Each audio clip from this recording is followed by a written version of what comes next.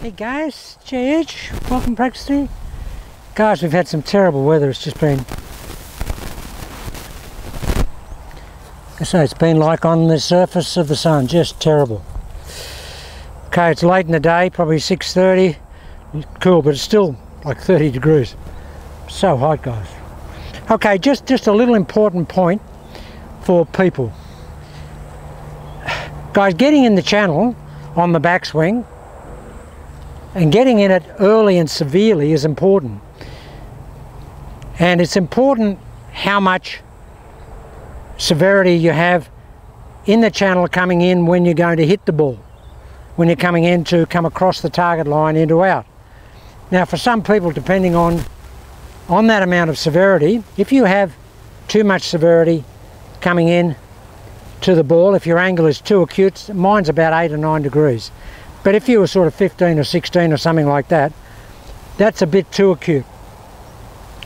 And that will, unless you have your face shut down enormously, that will actually hit the ball, for a right-hander, just straight right.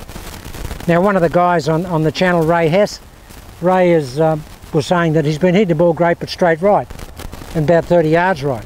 Now I explained to Ray that what he has to do, if he's experiencing that, because clearly he's in the channel hitting into out, but his club face is open. It's open too much. One of two things: it's either open too much relative to his angle, or his angle is too severe coming in. Now I showed him what he can do if his angle is too severe, and if he's coming in, you know, really steep. And the reason you can be, well, really severe is that your shoulder pitch is different, guys. I tend to be normally in the backswing, I tend to have my lead shoulder go across and very, very shallow and very flat, as opposed to someone who pitches their shoulder down. Now if you pitch your shoulder down, if you're someone that has a steep shoulder pitch like that, the club will get inside earlier. And if you have that corresponding steep pitch in your shoulders coming in, it will come into the ball more severely. Your angle of attack will be more severe. Now if you're someone that's hitting it to the right, what I suggest you do, if you're a right-hander and it's just going straight right too severely, one of two things can happen to test it, is set up initially, and if you're someone that's hitting it to the right, and I said to Ray what he could do was just shut his club face down at address, maybe 5 or 6 degrees. But shut it down by shutting it down there. Don't just get the grip and shut it down like that by twisting your arms, because what you do there, guys, you'll undo coming in. So you've actually got to set it mechanically and then grip the club. Set it shut down and then grip it. If you just turn it in, you're just rotating your forearms, and they'll just do that in the golf swing, or redo that in the golf swing, or not redo that. They'll just go from turn there to here at impact. So put the club down with the face shut down initially, and then grip it. Now if you shut the face down 5 or 6 degrees and that starts to take off that amount of 30 yards that you're hitting to the right, you're on the right track. Now if you were hitting 30 yards to the right, that's pretty severe. Now to get the ball to come back from there, you've got to sling it, which means you're going to have to put a fair bit of club face on to get that sling. You don't really want that much. So if you're getting that, it's coming back but it's too much, it's actually a push sling, what you can do instead of, and I would suggest to Ray that his shoulder pitch was too steep on the backswing and he was coming in too steep that way.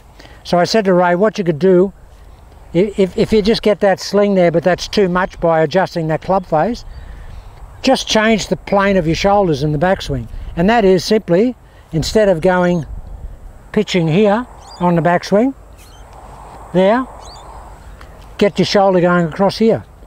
Take it across there. Now what that will do, guys, is that will make getting in the channel not as severe. It won't make it as, you know, as absolutely slice, like sword cut. It won't be that severe because the shoulder's moving the arc more radially. As I go across here, that arc will be a little a little softer. Whereas if I go here, I can feel that club getting in there really quickly. So if you're someone that doesn't have enough in to out in your golf swing, which is the converse side of the argument here, just steepen the pitch of your shoulders on the backswing. Make the shoulder pitch steeper here, like that. I normally take it that way, but you could actually take it this way. Now for me that hits the ball further to the right than I normally do. Quite a bit further to the right than I normally do. Yeah, my normal shoulder pitch is that, but that one there was that.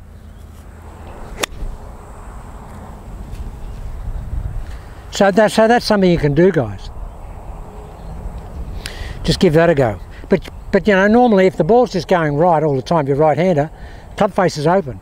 Just got to shut it down more at address, or get your release working a lot harder. Remember, guys, the club face goes towards the target. Arms and club go out there, or shaft go out there, but the club face releases over there. How do you get it to do that? You've got to do that. That's the release. It's a roll release, guys, here. You've got to roll release the club towards the target. That's, well, the other thing, of course, is if you were just hitting consistently, say you hit a bucket of balls and they're all consistently going straight out there, what would I do simplistically? I just aim further left. And then that push out there would go from there to there, because this whole structure is moving. That's a simplistic way to do it. If you get a consistent shot straight out there as a right-hander, you're into out. That's where we need to be. We need to be there. Now the other thing I want to talk about today, guys, is and Bill Phillips had it on MMI site yesterday, and Bill has changed his grip. He's calling it the Mr. M grip. Now Bill has always been a split grip guy, an 8-finger grip player, 8 fingers on the club. We only have 8 fingers, not a 10-finger grip, guys. I keep saying we don't have 10 fingers. Maybe some people do, but I don't know anybody. But we've got 8 fingers and 2 thumbs. So, but Bill's always had a split grip, and I've been cultivating a split grip for the last month. But I got to tell you, in doing that, I think I was losing club head speed. And what Bill said that he's found is that he's now gone into a Mr. M grip where he's got his hands very close together, really close together, and he's got this, you know, this overlock, but he's got it almost like a double overlock, like Jim Furyk. And of course, guys, the reality is, the closer you can get your hands together, the more they'll work as a unit, and the more that you'll get, I think, better wrist cock or wrist hinging, and just more speed. I've just felt that I've lost some speed in the last month by going to that split grip. The accuracy was great, but even when I taught the Mo Norman thing, and I had the Mo Norman teaching school for 10 years ago, I never used the split grip because I felt for me it wasn't right. I never got enough speed. So I'm going back to the overlap, but try and get my hands really close together, really close together. And guys, the other thing is, if you're going to get that trail hand, and the reason I'm going with that, just gives me more speed, and particularly since I'm gripping the club down. Now guys, if you're going back to getting a normal grip or getting your hands close together, the forefinger or the index finger is so important in getting pressure on the ball. You know, if you can pressure with that first knuckle and that trigger finger, Hogan had it, Daly had it enormously, Doug Sanders, those guys, the pressure guys, Jackie Burke, all those guys here. Sergio, I mean, all the good guys, all the great ball strikers, they've all had, you know, that pressure in that here, the trigger finger here. Now that just gives you power and speed. Beautiful here now, guys. Oh man, this is good. So I've gone back to a short grip, and you probably can't see any increase in speed, but to me, it just feels faster. Now what I'm also going to do, guys, is I'm going to increase my shoulder pitch. I want to get in that channel a little bit more, because I don't have a lot of width in my downswing. I don't start the ball a long way to the right, only marginally to the right. I like to start a little bit further to the right. So I'm going to actually increase the pitch in my shoulders on the backswing. So a bit of experimentation. So I've got the new grip, and I'm going to take my shoulder here.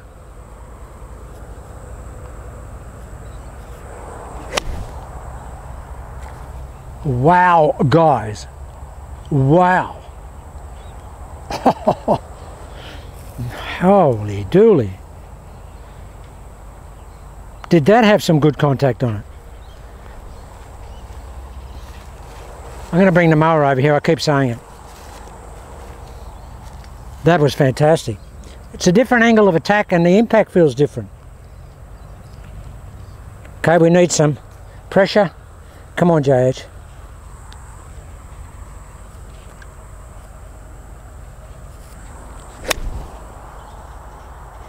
I don't know if you can hear that, guys. That's a steeper angle of attack for me.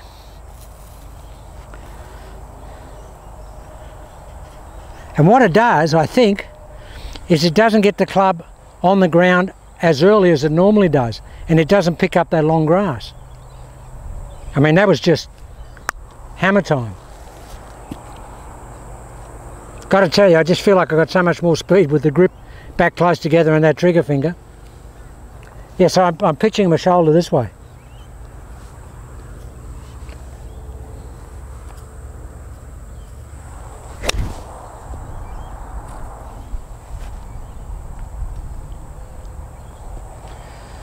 I didn't realise how much club head speed I'd lost.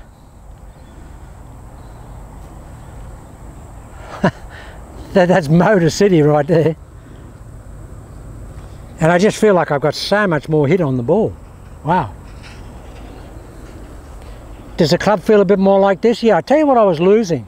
You know what JH always says, I like to get the negative load in a heavy golf club. Well, when I had my hands split, I wasn't getting that. But when I get my hands close together, I've got a better hinge, and I can really hinge it more in the backswing. So yeah, I tried that split grip, but for me, no benefit. And it's part of the evolution. So shoulders going here.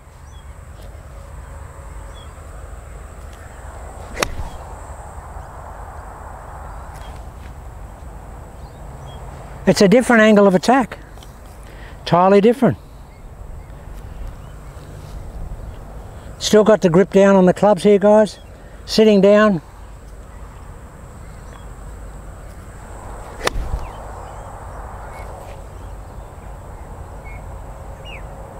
It's amazing how straight it is. Well, they're all straight with channel lock.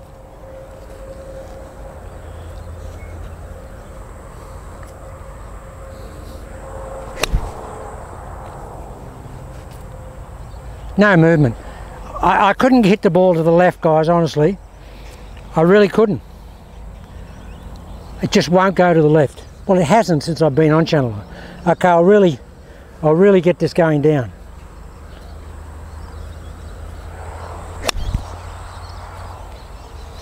I don't know what it sounds like on this mic. These muffled mics just don't get any sound, but that's my impact normally sounds like a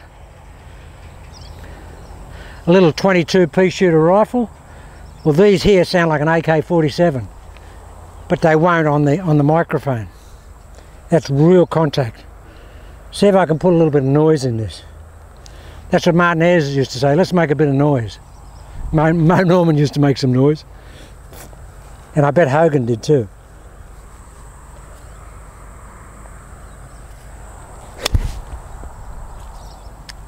Can't believe how far that's gone. Feels like I've got more pitch here. So I'm into that channel earlier. And I've definitely got a steeper angle of attack coming into the ball, no question. Absolutely no question. Because the contact is very, very clampy. there's a marker out there that, and I normally, you know, fly this 5-iron to it. It's just air marling it. Absolutely air marling. Come on, Jace. Shoulder down here.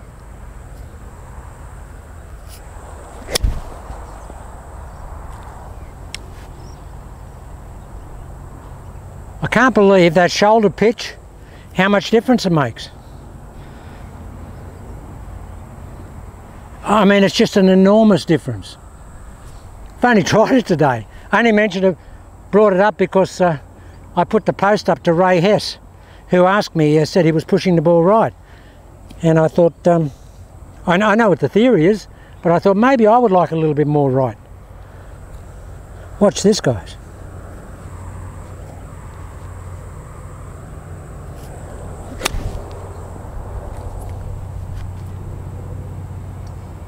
Wow.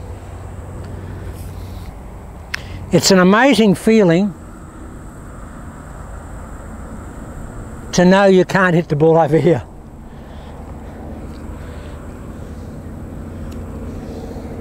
And people that come here for a lesson or something, and then when I hit a number of shots or whatever, they always say, I can't believe that you can have a session where you never hit a ball left. So I haven't hit a ball left since I started this 18 months ago. Not a straight pull. Might have hit a couple of really solid draws that start right and go left, but nothing left to left, because this swing can't do that. Watch this, guys. Shoulder down.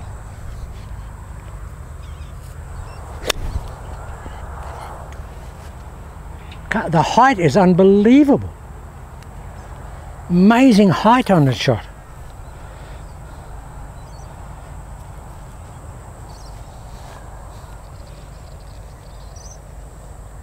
Haven't hit balls for, I don't know, probably 5 days, guys. Been too hot, I think. Gonna really get that shoulder down.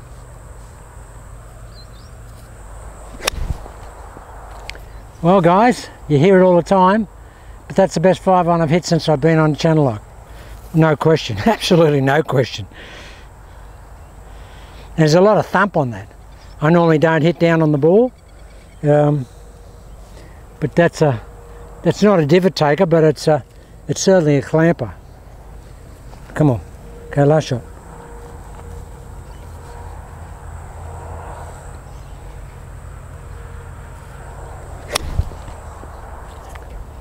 Wow, I'm getting some club head speed.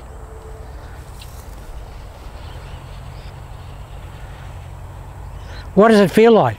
Feels like this. Feels like the club's doing this. That's where it feels like it's going, there. Whereas normally it feels like it's going here. It feels like it's going here. So much is my shoulder pitching down. Last shot, come on. Want to hit some shots down range with the 40-inch driver in a minute. Can't tell you too much about it, but I've made some modifications to it. And if I can get some ball flight, guys, you'll be blown away. If I can get some ball flight. A lot of clouds probably can't. But just amazing. I'll do that on another video. Okay, last shot.